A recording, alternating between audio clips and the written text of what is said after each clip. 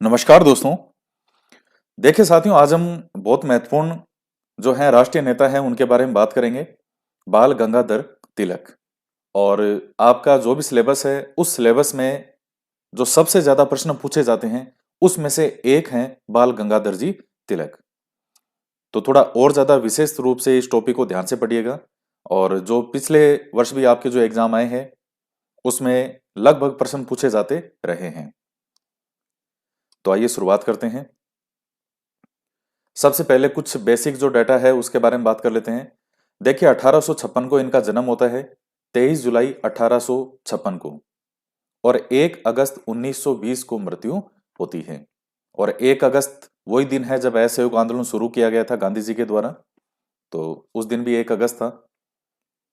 ये 23 जुलाई कोई ध्यान रखने की आवश्यकता नहीं है, बस 56 का ध्यान में रखिएगा कि 1857 की क्रांति से एक साल पहले किसका जन्म हुआ था? बाल गंगाधर तिलक जी का। कहा? महाराष्ट्र के रत्नागिरी जगह पर। तो ये पॉइंट हो गया। नेक्स्ट है, किस परिवार में हुआ था? एक ब्राह्मण परिवार में। हालांकि देखिएगा पर्टिकुलर गांव का नाम तो नहीं पूछा जाता, लेकिन महाराष्ट्र के रत्नागिरी और रत्नागिरी के भी किस गांव में हुआ था। अगर कभी मान लीजिए इस तरह का प्रश्न आता भी है तो ध्यान रखिएगा, चिकल गांव। इस चिकल को चिकली भी लिखा जाता है, चिकली, चिकल गांव। तो एक ये पॉइंट ध्यान में रखिएगा। और किस ब्राह्मण परिवार में हुआ था? चित्पावन ब्राह्मण परिवार। चित्पावन ब्राह्मण परिवार में। तो अब हम आगे बात करते हैं। देखिए थोड़ा सा बाल गंगाधर तिलक जी के बारे में मैं कुछ महत्वपूर्ण बातें हैं वो एक साथ आपको बता दूं। देखिए जीवन के जो शुरुआती वर्ष हैं उस समय इन्होंने शिक्षा पर थोड़ा ध्यान दिया था। शिक्षा को लेकर के प्रचार प्रसार करते हैं। और उसके बाद में धीरे धीरे ये राष्ट्रीय नेता के रूप में उभर करके हमारे सामने आते हैं। और जीवन के अंतिम समय जो इनका होता है, जब इनको मांडले जेल में रखा गया था बर्मा में 6 साल के लिए, 1908 से 14 के दौरान। तो जब 14 के बाद ये वापस आते हैं तो पूरी तरह से इन्होंने स्वराज को लेकर के विशेष बल दिया था। यानी हमारा राज हमारे लोगों के द्वारा। तो इन्होंने महत्वपूर्ण लाइन भी है कि स्वराज्य मेरा जन्मसिद्ध अधिकार है और मैं उसे प्राप्त करके रहूंगा। तो जीवन के जो शुरुआती समय है इनका, उसमें ये मुख्य रूप से एजुकेशन के लिए जो है आपको ज्यादा कार्य करते हुए नजर आएंगे।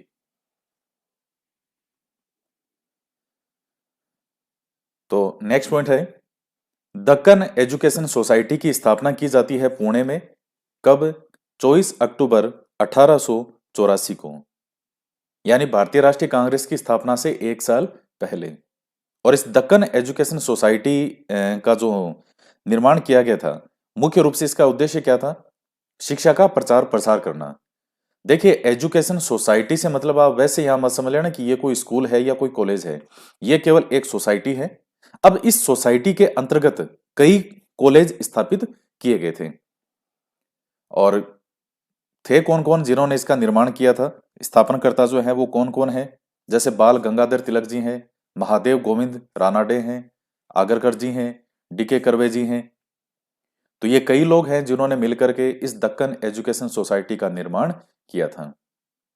नेक्स्ट पॉइंट आता है, इसका उद्देश्य क्या था इस दक्कन एजुकेशन सोसाइटी का? शिक्षा का प्रचार प्रसार करना। अब इस सोसाइटी के अंतर्गत कई कॉलेज स्थापित किए गए थे। जैसे सबसे पहले हम बात कर रहे हैं किसके, जैसे निर्माण के जो भी हुए, तो सबसे पहला है फर्ग्यूसन कॉलेज। ये फर्ग्यूसन कॉलेज सबसे महत्वपूर्ण जो है वो उसमें आता है कॉलेज। ये नाम आपने भी सुना होगा, भले ही आपको कहीं इसके बारे में जानकारी हो या नहीं हो, लेकिन फर्ग्यूसन कॉलेज आपने कहीं ना कहीं पढ़ा जरूर होगा। इतना पॉपुलर नेम है ये। तो इस फर्ग्यूसन कॉलेज की स्थापना इसी सोसाइटी के अंतर्गत ही की गई थी। कहां? पुणे में की गई थी 1885 में। और इसके पहले जो प्रधानाचार्य हैं वो कौन थे? V S Apte. और दूसरे प्रधानाचार्य जो है वो बनाया गया था आगरकर जी को। तो आपटे जी वाला है ये महत्वपूर्ण है, पूना 1885 ये महत्वपूर्ण है, और फर्ग्यूसन कॉलेज ये महत्वपूर्ण है। और इसका नाम फर्ग्यूसन कॉलेज क्यों जो है इन्होंने रखा था नाम ये, क्योंकि उस समय जो बंबई प्रांत है वहां का गवर्नर जो है वो कौन था, फर्गुसन। और इस फर्गुसन ने जो है वो 1200 रुपए का डोनेशन दिया था, दान दिया था इस कॉलेज के लिए। तो इसलिए इस कॉलेज का जो है वो नाम रखा गया था फर्गुसन कॉलेज। और इस कॉलेज का संचालनकर्ता कौन है, तो अभी आपको मैंने बताया कि दक्कन एजुकेशन सोसाइटी के अंतर्गत ही इसका निर्माण किया गया था। तो संचालककर्ता कौन है, दक्कन एजुकेशन सोसाइटी ही है। और जो बाल गंगाधर तिलक हैं वो इस कॉलेज में क्या पढ़ाते थे, गणित, मैथ। तो ये थोड़ा सा पॉइंट ध्यान में रख लेना आप। और इसी दक्कन एजुकेशन सोसाइटी के अंतर्गत अहिल्याबाई होलकर विद्यालय भी स्थापित किया गया था। सतारा के अंदर न्यू इंग्लिश जो स्कूल है उसकी भी स्थापना की गई थी। तो ये कुछ महत्वपूर्ण बिंदु हैं। और अब जो समय है वो लगभग आ चुका है 1890 के आसपास का, और बाल गंगाधर तिलक जी ने इस सोसाइटी से त्याग पत्र दे दिया। ये वैसे आप देखना चाहें तो आप देख सकते हैं कि 1890 तक का जो समय है वो एक प्रकार से मुख्य रूप से सबसे महत्वपूर्ण तो है शिक्षा के लिए। हालांकि उनके जो हम देखेंगे जो उनके समाचार पत्र निकालते थे केसरी और मराठा, वो भी आगे थे इस समय। समाज में जो सुधार के लिए प्रयास है वो भी कुछ किए उन्होंने इस समय में। तो ये जो 18 से 90 के पहले का समय है, मतलब आप ये मान लीजिए लगभग हम कह सकते हैं 1880 से लेकर के 90 के बीच का समय। तो ये वो समय था। और अब इसके बाद में एक राजनीतिज्ञ के रूप में हम बाल गंगाधर तिलक जी को देखते हैं। कब, 90 के बाद। अब इन्होंने ज्वाइन कर लिया किसको, कांग्रेस को। कांग्रेस की सदस्यता ग्रहण कर ली, क्योंकि 1885 में राष्ट्रीय कांग्रेस की स्थापना हो चुकी है। 90 के अंदर ये कांग्रेस को ज्वाइन कर लेते हैं। अब देखिए एक नेता के रूप में इनकी पहचान बनी कैसे, तो एक यहां पर एक एक्ट आता है, काफी महत्वपूर्ण है ये, एज ऑफ कंसेंट एक्ट 1891। तो ये क्या है ये थोड़ा ध्यान रखिएगा विशेष तौर से। देखिए जो एग्जाम हुआ था फर्स्ट ग्रेड का पिछली बार, उसमें भी ये प्रश्न पूछा गया था बाल गंगाधर तिलक जी का एक एग्जाम में फर्स्ट ग्रेड में, इसी कंसेंट वाले से जो है टॉपिक से संबंधित। तो क्या है ये, देखिए एज ऑफ कंसेंट एक्ट आता है 1891 में। और इसमें जो किसी महिला की जो न्यूनतम आयु है वो 12 वर्ष रखी गई थी, पहले ये आयु थी 10 वर्ष। क्या ये है क्या कंसेंट, देखिए कंसेंट को हिंदी में हम कहेंगे सहमति। तो हिंदी में इसको ऐसे भी लिखा जाता है आयु सम्मति या सहमति अधिनियम, आयु सम्मति अधिनियम 1891। क्या था ये, किसी पुरुष के द्वारा महिला से, चाहे वो उसकी विवाहित वाइफ ही क्यों ना हो, चाहे पत्नी ही क्यों ना हो, उसके साथ संबंध स्थापित करने के लिए, यानी यौन संबंध स्थापित करने के लिए जो न्यूनतम आयु निर्धारित की गई थी वो कितनी निर्धारित की गई इस एक्ट के द्वारा, 12 वर्ष। और पहले ही आयु कितनी थी, 10 वर्ष। तो वो सामने वाली जो महिला है किसी पुरुष के, वो चाहे उसकी वाइफ हो या नहीं हो, ये एक्ट था किस चीज से, कि किसी पुरुष के द्वारा किसी महिला के साथ, तो चाहे उसकी वाइफ है या नहीं है, कोई व्यक्ति इस चीज के आधार पर दावा नहीं कर सकता है कि ये मेरी वाइफ है। अगर उसकी न्यूनतम आयु 12 वर्ष नहीं है और उससे कम है, तो उस व्यक्ति पर, चाहे वो उस महिला का यानी उस बच्ची का पति ही क्यों ना हो, उस पर कौन सा केस लगता था, रेप का केस। तो ये एक्ट लाया गया था। और अब ये क्यों हुआ था, थोड़ा सा मैं आपको इसके बैक में कुछ चीजें हैं कि हालांकि वो इतनी महत्वपूर्ण नहीं है चीजें, लेकिन फिर भी कि ये एक्ट क्यों लेके आया गया था। देखिए, एक महिला का नाम आता है जिसका नाम था रुक्मा देवी था, रुक्मा बाई या रुक्मा देवी। ये क्या थी? डॉक्टर थी। और इनका जो है वो बाल विवाह हो गया था, किससे? भिकाजी के साथ। भिकाजी के साथ जो है वो इनका बाल विवाह हो जाता है। लेकिन ये साथ में नहीं रहते थे। रुक्मा बाई जो है वो बड़ी होकर डॉक्टर बनती है। और रुक्मा बाई के जो फादर थे, उनकी भी पहले डेथ हो गई थी। तो इनकी माँ ने दूसरा विवाह कर लिया था। किसकी? रुक्मा बाई की माता ने। इनका विवाह हो गया था भिकाजी के साथ में। लेकिन रुक्मा बाई और भिकाजी जो है वो साथ में नहीं रहे, कभी अलग ही थे। अब रुक्मा बाई जो है वो आगे डॉक्टर बन गई भविष्य में। और इन्होंने राष्ट्रवाद से संबंधित कार्य करने भी शुरू किए, महिलाओं को जागरूक करने से संबंधित कार्य किए।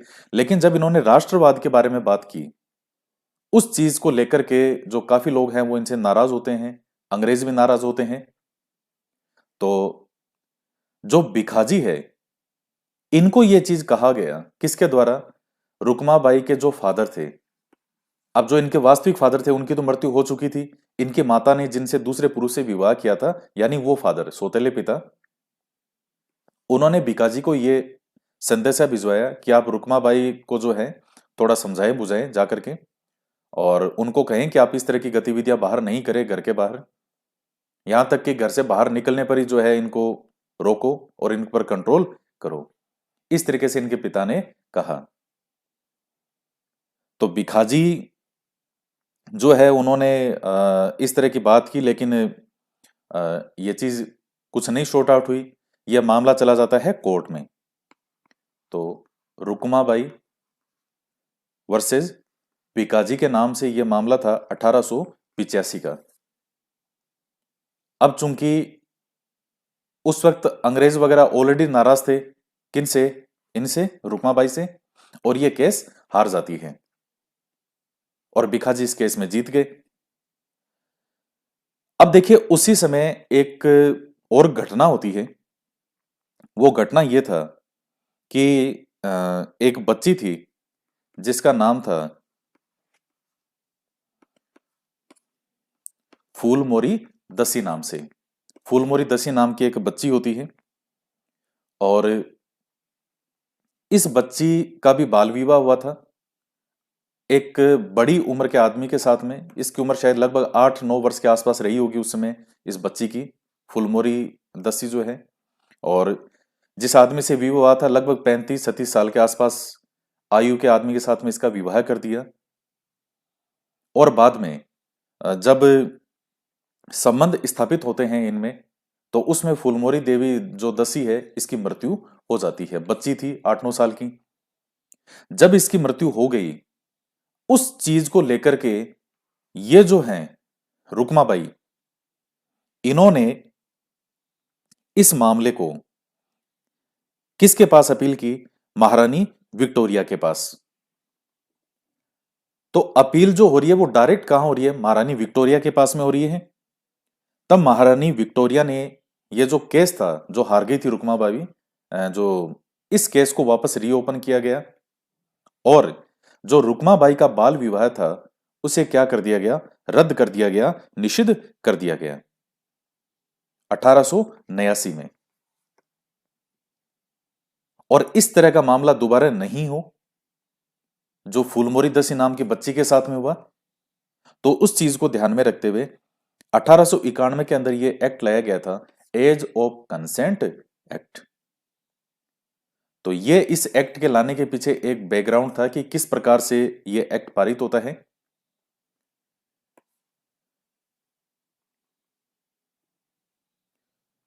तो इस विधेयक को कोलकाता की जो परिषद थी उसमें रखा गया था जनवरी 1891 में एंड्रू स्कोबल के द्वारा।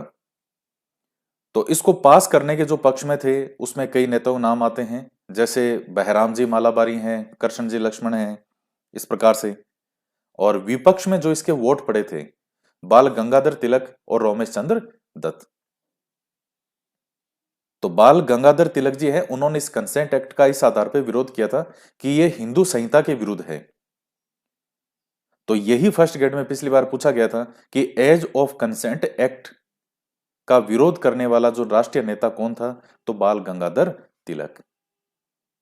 और यहां से एक सब के रूप में एक बनती है पहचान कि उस एक्ट का विरोध करने वालों में ये थे, और वहां से ये हाईलाइट होते हैं एक नेता के रूप में।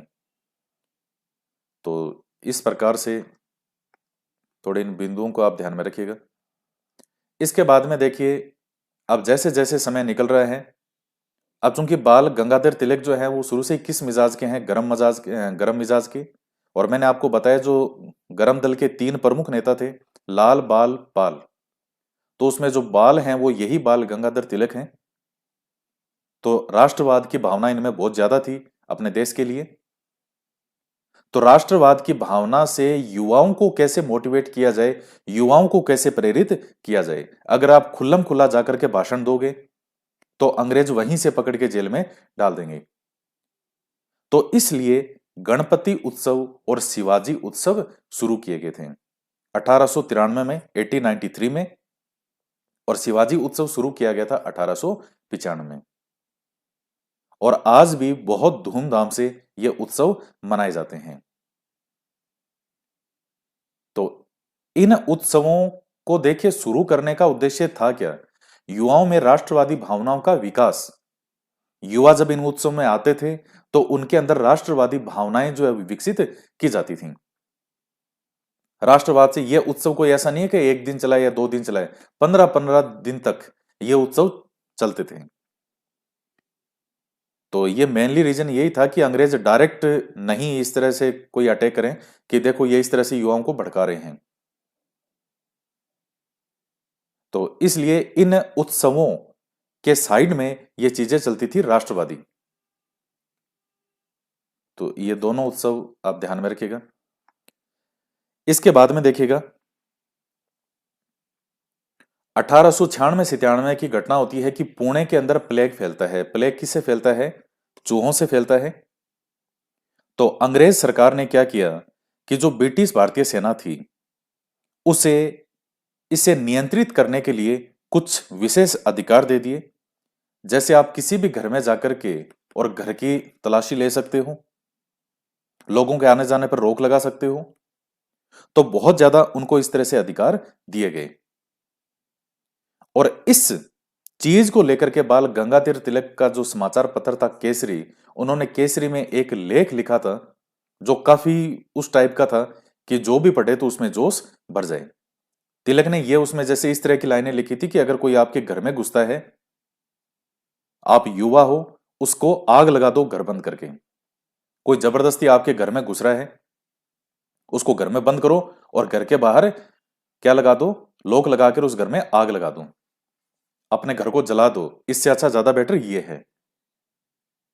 तो जब इस तरह की चीज उन्होंने उस केसरी में लिखी तो कुछ युवा हैं वो बहुत ज्यादा इस चीज से मोटिवेट हो गए।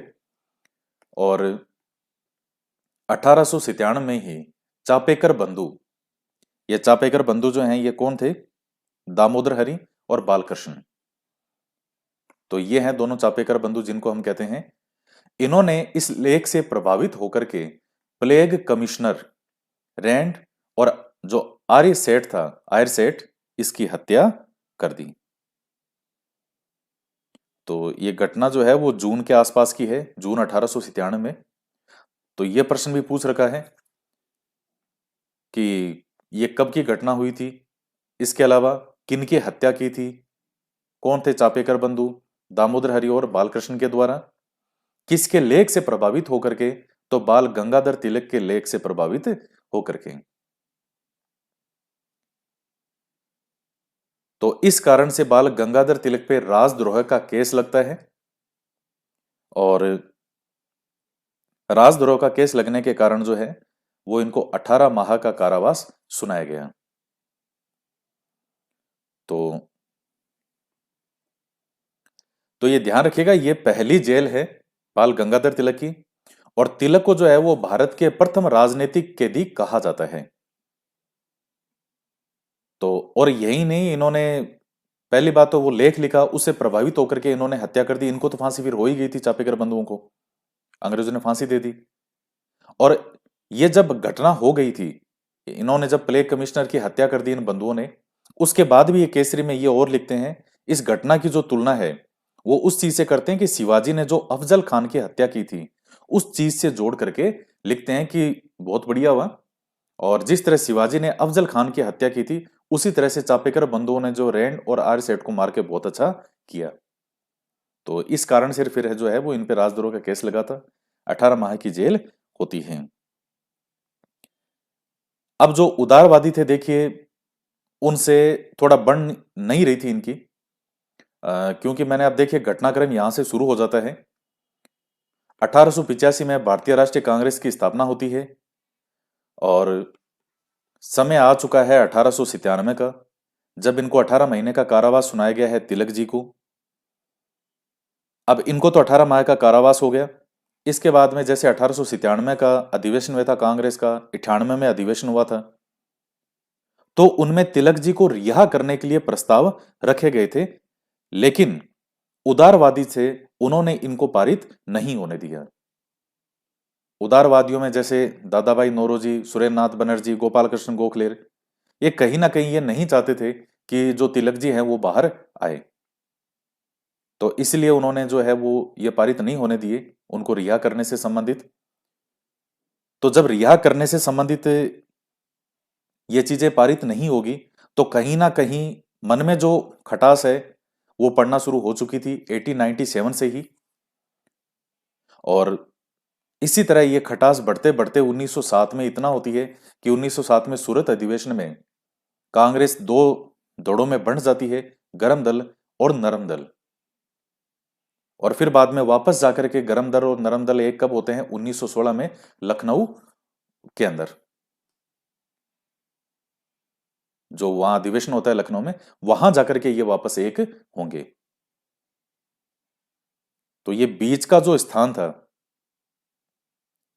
तो ये ध्यान रखिएगा 1897 से 7 तक ये जो आपस में मनमुटाव शुरू होता है ये 97 से शुरू हो जाता है। और इसके बाद में भी जैसे बाल गंगाधर तिलक रिहा होते हैं 18 महीने बाद, तो बंबई का कोई गवर्नर था सैंड हर्स्ट के नाम से, सैंड हर्स्ट, तो उसके विरुद्ध ये कोई निंदा प्रस्ताव लेकर के आते हैं कांग्रेस अधिवेशन में। तो उदारवादियों ने उसको भी पारित नहीं होने दिया।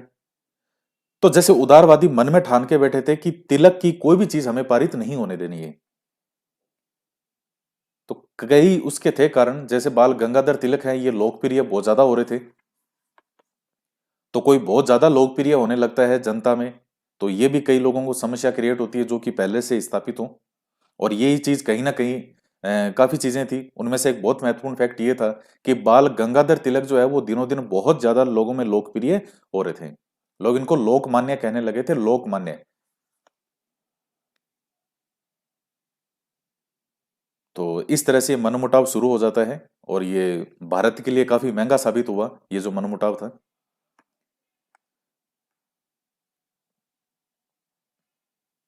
इसके बाद में देखिएगा 30 अप्रैल 1908 को प्रफुल्ल चाकी और खुदीराम बोस द्वारा कलकत्ता के जज डगलस किंगफोर्ड की गाड़ी पर बम फेंका गया, लेकिन ये किंगफोर्ड जो है ये बच जाता है। अब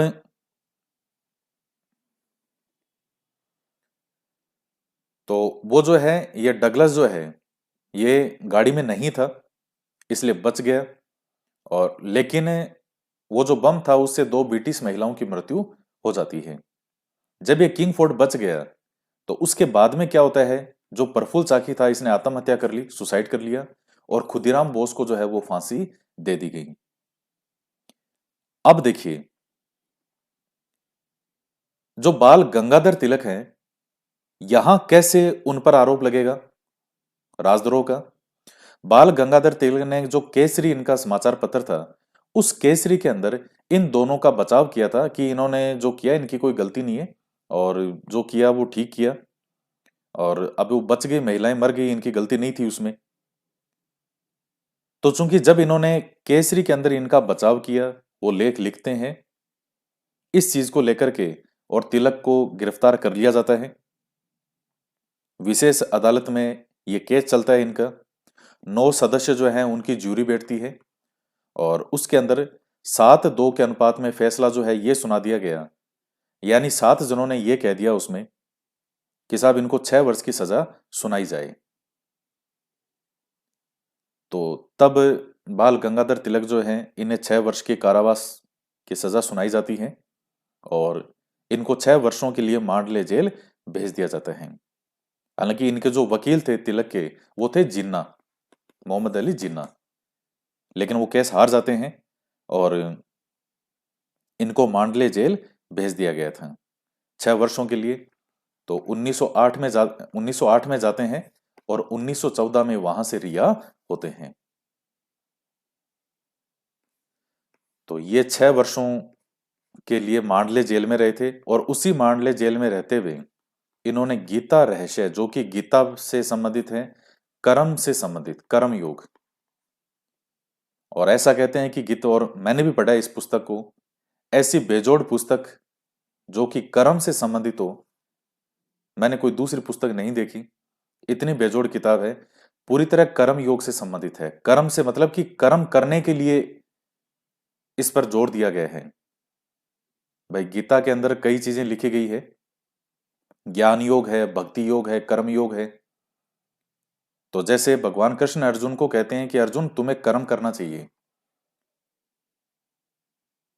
तो उसी प्रकार से इस गीता रहस्य के अंदर भी किस चीज पर बल दिया गया है? सबसे ज्यादा कर्म पर।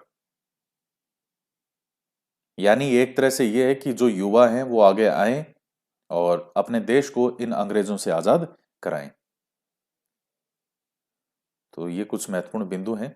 और इसके बाद में देखिए 1914 के बाद जब रिहा होते हैं बाल गंगाधर तिलक, तो उसके बाद में कहते हैं कि थोड़ा ये उदारवादी हो गए थे। फिर उन्होंने बिल्कुल जिस तरह से ये लेख लिख रहे थे, इस तरह से इतनी चीजें इन्होंने नहीं लिखी। हाँ, उसके बाद स्वराज के लिए इन्होंने प्रयास किया, हालांकि बहुत ज्यादा फिर जिए भी नहीं। जैसे 1914 में रिहा हुए, 1920 में इनकी मृत्यु हो जाती है। तो ये जो 6 वर्ष का बीच में कार्यकाल रहा, 6 वर्ष का जो समय रहा, तो इसमें जैसे ये होम रूल लीग है, उसकी स्थापना की इन्होंने। ये और स्वराज, यानी हमारा शासन होना चाहिए, स्वराज के लिए प्रयास किया। ये कहते थे कि स्वराज्य मेरा जन्मसिद्ध अधिकार है और मैं इसे प्राप्त करके रहूंगा। और जो लखनऊ समझौता होता है 1916 में, तो उसमें भी बाल गंगाधर तिलक का एक महत्वपूर्ण रोल था।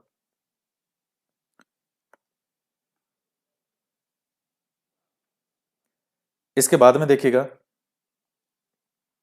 इनको कहां भेजा गया था? मांडले जेल, बर्मा में। और यही इन्होंने क्या लिखी थी? गीता रहस्य। तो मराठी के अंदर है ये पुस्तक जो इन्होंने लिखा। जेल से रिहा होने के बाद स्वराज के लिए प्रयास करते हैं। 1914 में रिहा हो गए थे। 1916 में पूना में होम रूल लीग की ये स्थापना करते हैं। हालांकि देखिए ये जो होम रूल लीग की स्थापना का मुख्य रूप से उद्देश्य था क्या? अब इसको ये जो होम रूल लीग आंदोलन भी कहते हैं हम इसको, 1916 में। तो जैसे मैंने आपको बताया 1914 में बाल गंगाधर तिलक 6 वर्षों की जेल पूरी की इन्होंने, उसके बाद ये रिहा हो गए। तो मांडले जेल से वापस पूना आते हैं। तो जब ये वापस आए तो जो इनके समर्थन करने वाले थे उन्होंने उन्होंने वापस जोश का संचार होता है कि यार हमारे बाल गंगाधर तिलक जी वापस आ गए। तो वापस आने के बाद में इन्होंने स्वराज्य प्राप्ति के लिए कि भाई हमारे लोगों के द्वारा शासन होना चाहिए, हमारी भी भागीदारी होनी चाहिए, तो उसके लिए स्वराज्य प्राप्ति के लिए सरकार पर दबाव डालने के उद्देश्य से इन्होंने एक ऐसे संगठन की आवश्यकता महसूस की और उस संगठन के रूप में यह स्थापना करते हैं, होम रूल लीग। तो 1916 में स्थापना होती है, ये 28 अप्रैल को, 28 अप्रैल 1916 पूना में इनकी स्थापना कर दी। और यहां देखिएगा एनी बिसेंट का भी नाम आता है। एनी बिसेंट ने भी होम रूल लीग की स्थापना की थी। उन्होंने की थी सितंबर 1916 में, एनी बिसेंट के द्वारा। तो एनी बिसेंट क्या चाहती थी कि जो ये भारतीय जनता है इनको भी अपनी सरकार बनाने का अधिकार मिलना चाहिए। तो ये प्रयास करते हैं और तो होम रूल लीग की स्थापना इनके द्वारा भी होती है, बाल गंगाधर तिलक जी के द्वारा एनी बिसेंट भी होम रूल लीग की स्थापना करती है। और इनके जो कार्य क्षेत्र थे वो बंटे हुए थे। जैसे बंबई वाला जो प्रांत है, बंबई, तो बंबई जो है वो था इनके लिए, एनी बिसेंट के लिए उनका कार्य क्षेत्र। बाल गंगाधर तिलक जी की जो लीग है, होम रूल लीग, इसका कार्य क्षेत्र कौन सा था? बंबई को छोड़कर बाकी महाराष्ट्र और कर्नाटक, बरार हो गया, मध्य प्रांत हो गया, ये क्षेत्र। और इनके अलावा बाकी जैसे बंबई, पर्टिकुलर बंबई, और बाकी जो दूसरे और भाग थे, तो वहां एनी बिसेंट की लीग जो है वो एक्टिव थी।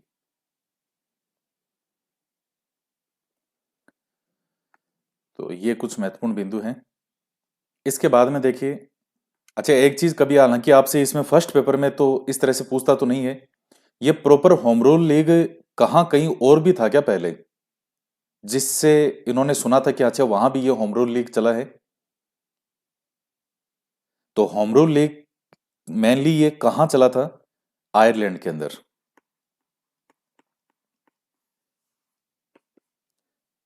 तो आयरलैंड में होम रूल लीग की स्थापना जो है वो आयरिश नेता थे रेडमांड, तो उनके द्वारा वहां स्थापना की गई थी। और उसी चीज से, और जो एनी बिसेंट है ये भी यहीं की रहने वाली थी, तो उन चीजों से प्रभावित होकर के ये चीजें यहाँ चलती हैं। इसके बाद में देखिएगा 1916 में कांग्रेस का अधिवेशन होता है। कहां पर? लखनऊ अधिवेशन। और इस अधिवेशन की जो अध्यक्षता की थी वो थे अंबिका चरण मजूमदार। अंबिका चरण मजूमदार। देखिए इसमें दो चीजें होती है, आपको ध्यान में रखनी है। पहली तो ये कि नरम दल और गरम दल जो है वो दोनों एक हो जाते हैं। जो 1907 में अलग हो गए थे वो 1916 में आकर के अब एक होते हैं।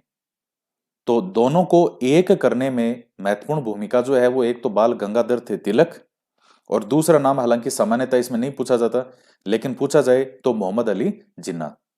तो ध्यान रखिएगा, लेकिन चूंकि ये टॉपिक हम बाल गंगाधर तिलक जी का पढ़ रहे हैं तो इनसे संबंधित ये पॉइंट है। देखिए लखनऊ अधिवेशन जो हुआ 1916 में, दो घटनाएं आपको ध्यान में रखनी है, और दोनों में ही बाल गंगाधर तिलक जी का रोल है।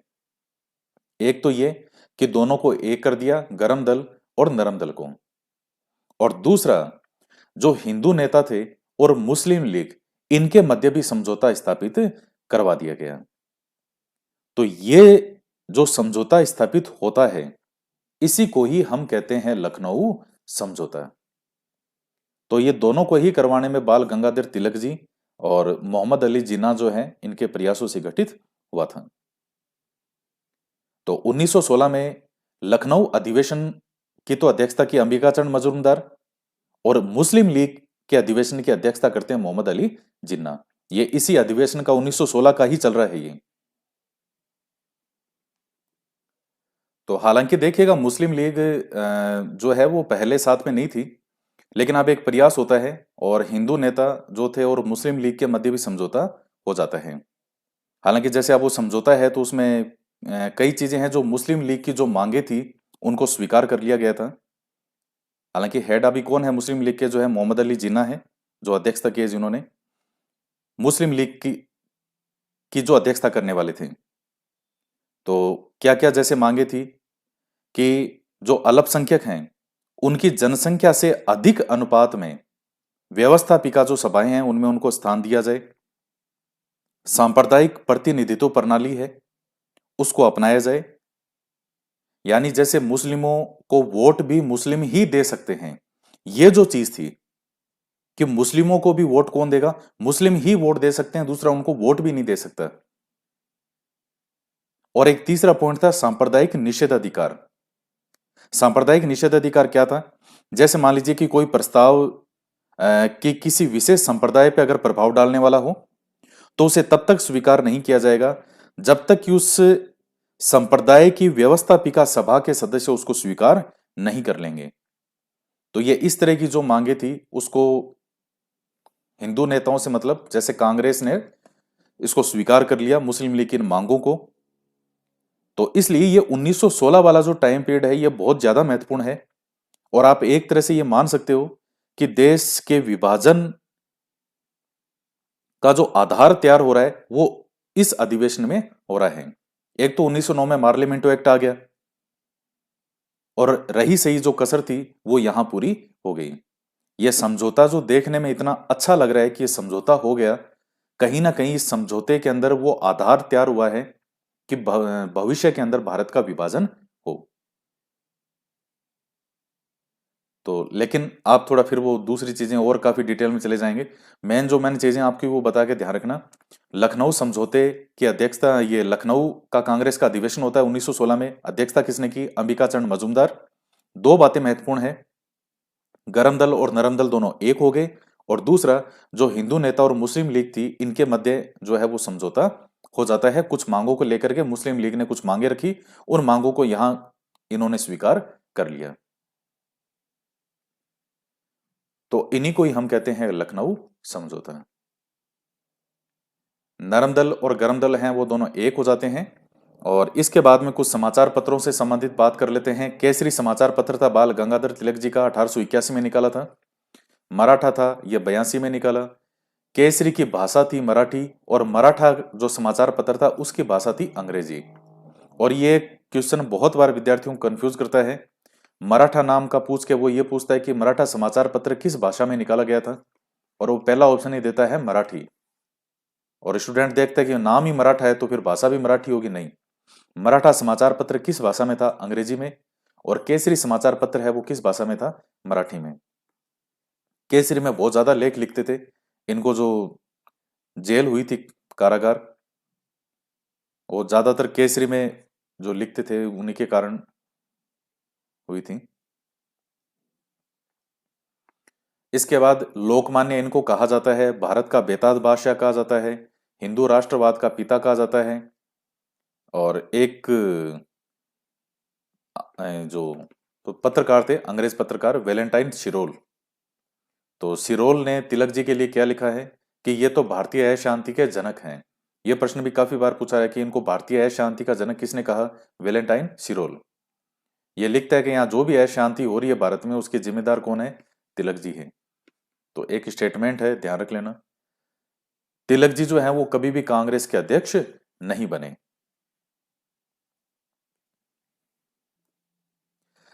तो ये वेलेंटाइन सिरोल जो है ये था कहाँ का? इंग्लैंड का ही था, लंदन का। तो जब इसने इनको तिलक जी को भारतीय है शांति का जनक कहा, तो इन्होंने देखा यार ये बड़ा जोरदार सिरोल मेरे बारे में ये इस तरह की बात लिख रहा है। तो बाल गंगाधर तिलक सिरोल पर मान हानि का मुकदमा करने के लिए 1918 में कहा चले जाते हैं? लंदन चले गए। तो इनके जाने के बाद देखिए कांग्रेस का जो अधिवेशन होने वाला था 18 में, उसके लिए यह कहा जा रहा था कि उसकी अध्यक्षता इस बार तिलक जी करेंगे। लेकिन तिलक जी कहां चले गए थे? लंदन चले गए, इंग्लैंड। तो वो इसकी अध्यक्षता नहीं कर पाए। तो तिलक जी कभी भी कांग्रेस के अध्यक्ष नहीं रहे। ये पॉइंट भी आप ध्यान में रखिएगा, विशेष महत्वपूर्ण है। तिलक जी का रोल बहुत बड़ा है, लेकिन कांग्रेस के ये कभी भी अध्यक्ष नहीं बने। और एक स्टेटमेंट जो है कि स्वराज्य मेरा जन्मसिद्ध अधिकार है वो मैं प्राप्त करके रहूंगा। इसके बाद में जैसे बुक्स वगैरह हैं, एक तो है Arctic home of the Vedas, tenets of the new party, और गीता रहस्य। तो ये कुछ महत्वपूर्ण पुस्तकें हैं। और 1 अगस्त 1920 को जो है वो इनकी मृत्यु हो जाती है। तो ये कुछ बिंदु हैं, ये आप इसमें ध्यान में रख लीजिएगा। और जब देखिए इनकी मृत्यु होती है तो जो महात्मा गांधी हैं वो इन्हें आधुनिक भारत का निर्माता कहते हैं। और पंडित जवाहरलाल नेहरू जो है तो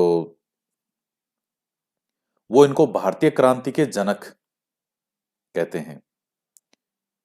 तो कुछ ये चीजें आप ध्यान में रख लेना। बाकी जो जो मेन पॉइंट इनसे संबंधित हो सकते थे वो सारे मैंने आपको बता दिए हैं कि कितने तरीके से एग्जाम में प्रश्न पूछ सकता है। लगभग वो पॉइंट आप कोशिश की है कि जो मैं पढ़ा रहा हूं उसमें से एग्जाम में आ जाए। देखिए मेरा प्रयास यही है कि मैं जो आपको पढ़ा रहा हूं इसमें से एग्जाम में प्रश्न आपको मिल जाए। तो आज के वीडियो में इतना ही। बाकी नेक्स्ट वीडियो में आगे और हम नेक्स्ट टॉपिक पढ़ेंगे। तो मिलते हैं नेक्स्ट वीडियो में। जय हिंद, जय भारत।